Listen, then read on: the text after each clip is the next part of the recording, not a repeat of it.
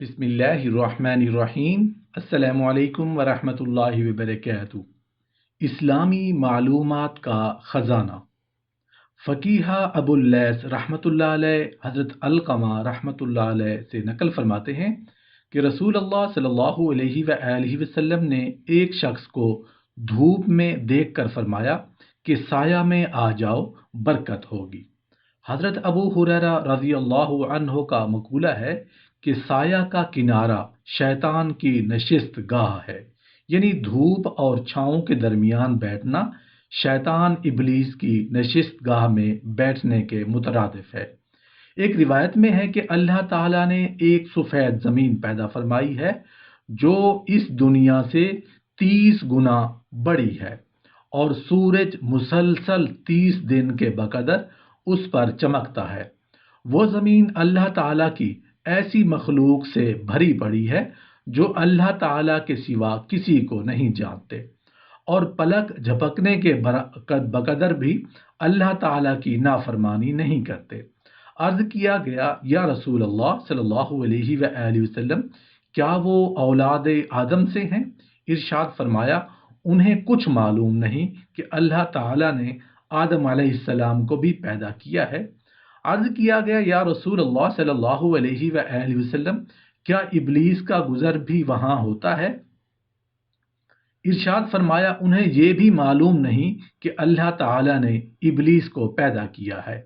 پھر آپ صلی اللہ علیہ وآلہ وسلم نے یہ آیت تلاوت فرمائی، وَيَخْلُقُ مَا لَا تَعْلَمُونَ، اور وہ ایسی چیزیں بناتا ہے جن کی تم کو خبر بھی نہیں ہے۔ دنیا کے گردا گرد تاریکی ہے اور اس کے اوپر کوہ کاف ہے جو تمام دنیا کو محیط ہے، اور سبز زمرد کا پہاڑ ہے۔ آسمان کے کنارے اس سے ملتے ہیں۔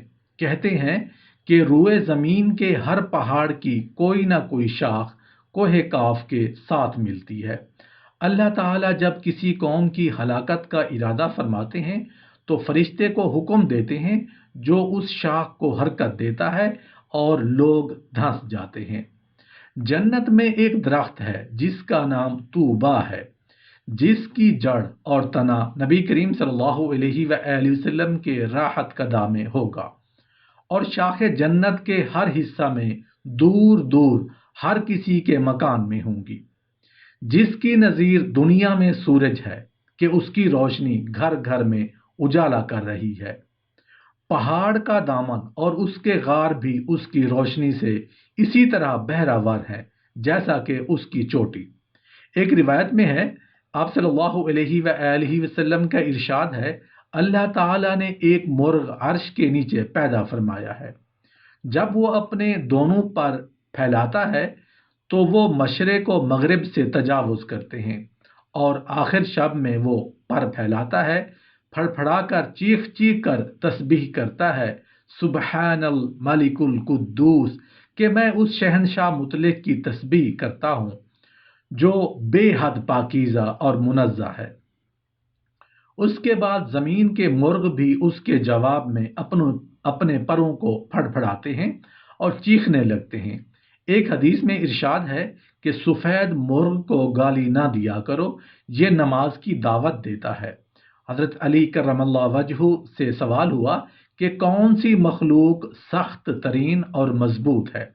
فرمایا، سب سے زیادہ ٹھوس اور مضبوط پہاڑ ہیں جو کبھی اپنی جگہ سے ہلنے کا نام ہی نہیں لیتے، اور لوہا اس سے بھی بڑھ کر ہے کہ پہاڑوں کو ٹکڑے ٹکڑے کر دیتا ہے، اور آگ لوہے کو بھی پگھلا کے رکھ دیتی ہے، اور پانی آگ کو بجھا دیتا ہے، اور بادل پانی کو اٹھائے پھرتے ہیں، اور ہوا بادلوں کو اڑائے پھرتی ہے، اور انسان ہوا پر قابو پا لیتا ہے، اور نیند انسان پر غالب آ جاتی ہے، اور غم نیند پر غالب آ جاتا ہے، تو ساری مخلوق سے اشد اور قوی غم ہوا، مگر اپنی تمام مخلوق سے زیادہ قوی اور غالب رب العزت نے جسے پیدا فرمایا ہے وہ موت ہے۔ نبی کریم صلی اللہ علیہ وآلہ وسلم کا ارشاد عالی شان ہے کہ رعد ایک فرشتے کا نام ہے جو بادلوں پر مقرر ہے، اور یہ آواز جو سنائی دیتی ہے اسی فرشتے کی آواز ہے۔ کہتے ہیں کہ کڑک کی آواز فرشتوں کے کوڑوں کی آواز ہے جس سے وہ بادلوں کو ہانکتے ہیں۔ کہتے ہیں آسمان اور زمین کے درمیان 500 برس کی مسافت کا فاصلہ ہے۔ اسی طرح مشرق اور مغرب کے درمیان بھی 500 برس کا فاصلہ ہے، جس میں آبادی کم ہے، جنگلات، پہاڑ اور سمندر زیادہ ہیں۔ آبادی میں اہل کفر زیادہ ہیں اور مسلمان کم ہیں۔ حضرت ابو ہریرہ رضی اللہ عنہ فرماتے ہیں کہ رسول اکرم صلی اللہ علیہ وآلہ وسلم نے جنات کے ذبیحہ سے منع فرمایا، اور جنات کا ذبیحہ یہ ہے کہ کسی نئے گھر میں فال کے طور پر یا نظر وغیرہ کے دفع کے لیے جانور ذبح کیا جائے۔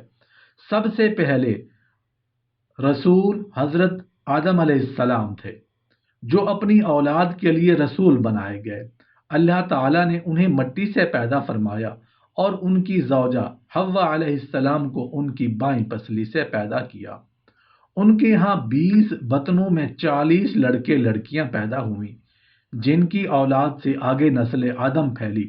قرآن پاک میں ہے خلقکم من نفس واحدۃ وخلق منها زوجها وبث منهما رجالا كثيرا ونساء۔ تم کو ایک جاندار سے پیدا کیا اور اس سے اس کا جوڑا پیدا کیا اور ان دونوں سے بہت سے مرد اور عورتیں پھیلائیں۔ حضرت آدم علیہ السلام کی کنیت جنت میں ابو محمد معروف تھی، چونکہ حضرت محمد صلی اللہ علیہ وآلہ وسلم آپ کی تمام اولاد میں سے بزرگ ترین اور اشرف تھے، اسی لیے ان کی نسبت سے کنیت رکھی گئی اور زمین پر نزول کے بعد آپ کی کنیت ابو البشر مشہور ہوئی۔ آپ پر اللہ تعالیٰ نے مردار خون اور خنزیر کی حرمت کے احکام نازل فرمائے، اور کل عمر آپ نے 933 برس ہوئی۔ یہ اہل تورات کی روایت ہے، اور وہب بن منبع فرماتے ہیں کہ آپ 1000 برس تک زندہ رہے۔ کہتے ہیں کہ پوری دنیا میں حکومت صرف 4 شخصوں کو نصیب ہوئی، جن میں 2 مسلمان تھے اور 2 کافر۔ مسلمانوں میں حضرت سلیمان علیہ السلام اور ذوالقرنین ہیں، اور کافر نمرود بن کنعان اور بخت نصر، جس سے بیت المقدس کو تاراج کیا۔ 70,000 آدمی قتل کیے اور اتنے ہی قید کر کے بابل لے گیا۔ انہیں قید ہونے والوں میں حضرت دانیال علیہ السلام بھی تھے، جو ابھی بچپن میں تھے اور بعد میں نبی ہوئے۔ کہتے ہیں کہ تمام لوگوں میں سے شیر خوارگی کے عالم میں صرف 4 بچوں نے کلام کیا، ایک حضرت عیسیٰ علیہ السلام، دوسرا اصحاب اخدود کا بچہ، تیسرا جریج راہب والا بچہ، چوتھا حضرت یوسف علیہ السلام والا بچہ، جسے شہید شاہد من اہلہا میں ذکر کیا گیا ہے کہ اس عورت کے خاندان میں سے ایک گواہ نے شہادت دی۔ حضرت عبداللہ بن حارث روایت کرتے ہیں کہ حضرت کعب عبداللہ بن عباس کی خدمت میں حاضر ہوئے۔ آپ نے سوال کیا کہ کعب، کچھ بیت المعمور کے متعلق بتاؤ کہ کہاں ہے۔ انہوں نے جواب دیا کہ 4تھے آسمان پر ایک مکان ہے جس میں روزانہ 70,000 فرشتے داخل ہوتے ہیں، اور قیامت تک انہیں دوبارہ داخل ہونے کی باری نہیں ملے گی۔